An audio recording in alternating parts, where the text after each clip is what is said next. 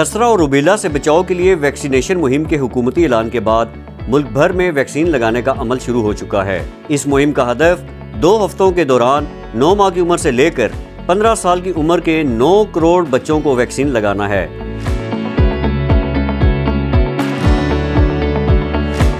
याद रहे कि खसरे के वायरस की जो किस्म जर्मनी में पाई जाती है उसे रूबेला कहा जाता है।